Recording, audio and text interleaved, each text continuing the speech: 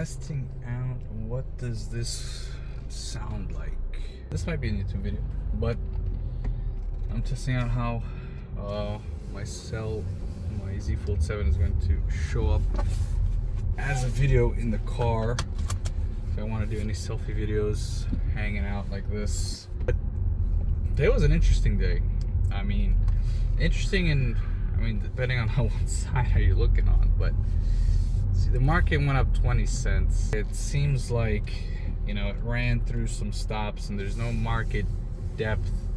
There's no market depth or not enough liquidity at all. If you had, something that I've seen that kind of like sticks out to me is like when I was looking on Friday that there was quite a few like 50 or almost 100 lots of coffee to be, a seller at 400, right? And that could mean a couple of things, and I've been trying to understand that. I've been trying to understand that quite some time. Why? Because there's the psychology behind it, right? There's the psychology behind the decisions that people do in life, right? Everything. Whether it's a personal decision or whether it's a business decision, a job decision, why somebody will go with supplier A rather than supplier B. Why would somebody decide to buy 500 pieces for their motorbikes instead of 1,500? Everything is psychologically driven when you're talking about the decision makers in the market. Whether it's the person who buys, the person who sells, the person who develops, let's say, a program with this feature and not that feature. So one of the things that kind of came to my mind, and I hope this quality comes out pretty good because actually I'm using this, but I hope one of the things that came to my mind is when I'm looking at the market and I'm looking at the order books and the depth of the order books and how many, in a market that is completely inverted, in a market that has low liquidity, in a market where a lot of companies are credit crunched, strangled. What motivates them to do what they're doing? So I looked at on Friday I looked at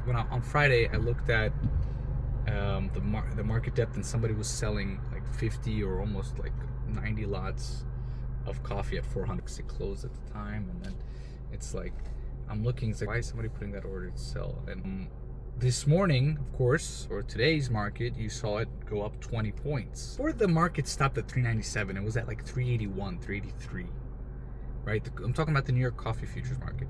381, 383. And then over the course of the last week, one day, 2 days, like the market went up 700 points, 800 points, 600 points, and then it ended up on Friday at like 397. Like it was just barely pushing to the $4 mark.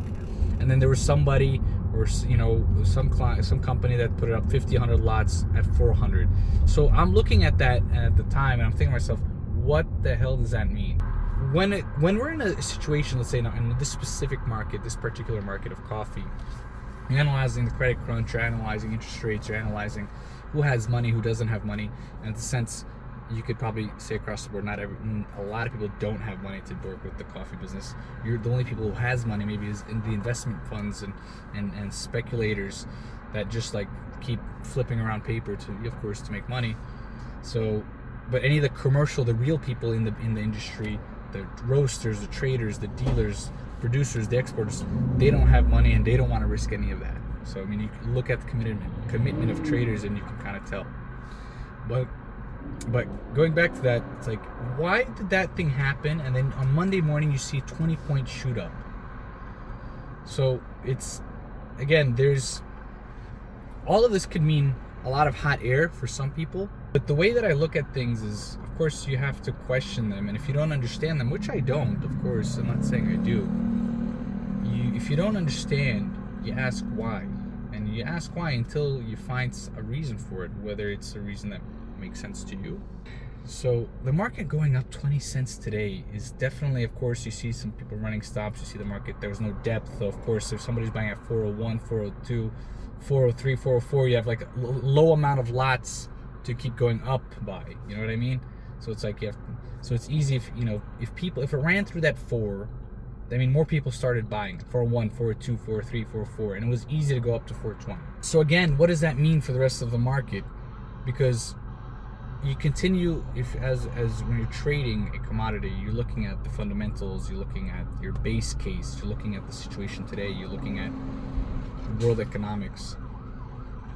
And you know, it's easy to say, specifically talking about the coffee market, okay, if when you're making the case for it, when you're trying to make sense of where the market is going, what's going to happen, okay, it's a bullish market, it's going up, it's going to be going, tomorrow it could go 425, it can go 430. But why can it go that? Why will it go there? What is going to be the reaction of people that saw the market today and saw what it did, and then what are they going to do about it tomorrow? You know what I mean? That's the whole concept of trading.